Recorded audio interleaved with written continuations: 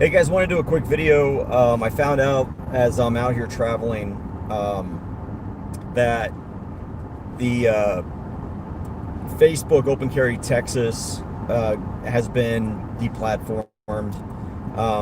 And here's what I think is going to happen, because not only has our page and group been deplatformed, but the admins have been deplatformed as well. And so not only are they going after gun rights organizations, but they're going after the leadership of gun rights organizations as well.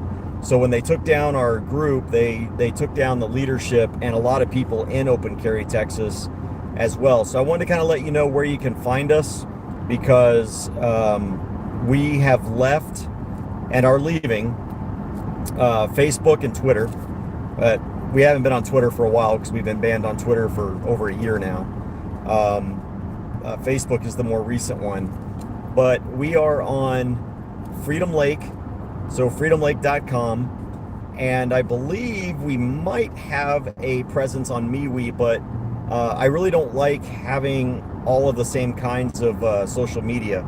So we are on Android app for Freedom Lake. Last I heard from Freedom Lake, Apple refused to carry their app in the Apple Store, and so we're not allowed to. I mean, Freedom Lake is in the same position as Parler is, where they refuse to allow an app in the Apple Store because it is a free speech platform, and Apple can't have that. Can't have free speech. Can't have contradictory opinions. Can't have people that support the Second Amendment and individual liberty. So I want to let y'all know that we're done. We're not going to play the game of fighting the censors and begging to get put back on, or creating fake profiles or anything like that. We're just leaving Facebook and we're just leaving Twitter. We won't have anything to do with a platform that undermines liberty. Okay, even if we have to fake it, we just don't care. So check us out at freedomlake.com. And I don't think big tech realizes that their actions are going to have some very, very bad consequences. There's a lot going on right now in this country to silence patriots, and that includes gun rights people and everything. And I can't help but wonder, what happens when you take the voice from people? All right. And I understand, but CJ, Facebook's a private entity and the Constitution only applies to the government. All right. Whatever. What happens when the people have no place they can go? What happens when the public square, which these days is social media, when there is no public square for conservatives? What happened, or constitutionalists? Okay, not even just conservatives, but just people who believe in the Constitution, and not all conservatives believe in the Constitution, believe me.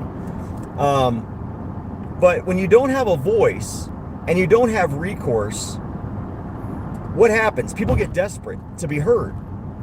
And when people get desperate to be heard, what happens? That desperation to be heard turns into violence. Now, and I'm not condoning any of this, I'm just telling you what reality is. The only response to censorship and being shut up out of necessity will be violence, the very thing that they think they're trying to prevent. And so when you tell people, I'm sorry, but I don't like your opinion, so you can't express it. But DJ, you can still create your own website. Yeah, okay, how many people have that ability? It's not like the old days where if I couldn't use one street corner, I just moved to another street corner. All right, the public square is digital now. In order to get your message out, you have to have a digital presence. And the problem is that the digital presence is being suppressed by big tech, when that digital presence represents a contrary to leftist view. And hey, Auto and News Now, and I can see a few others. But when you have that contrary view and you want to debate and discuss ideas, but yet you're not allowed to because your ideas aren't worthy of being debated or discussed, well, guess how people get hurt after that? How many serial killers, if you read through history, and mass murderers did so because they didn't think anybody was listening to them? That was one of the reasons that the Oklahoma City bombing occurred, was because he was fed up with not being heard. He didn't feel like he was being listened to. He felt like the government didn't represent him anymore. And we're going to get to a point where you're not just going to have RVs parked outside AT&T anymore. You're going to have RVs parked outside of Facebook, Twitter, Amazon, Apple. What choice have you given them? If all of these platforms have gobbled up or prevented the ability of other platforms to exist, what other choice do people have? And you say that you're only silencing extremists. Okay, these are extremists by their very nature. If I mean, I'm making assumptions here. If they're extremists by definition, you think shutting them up is going to stop that? No.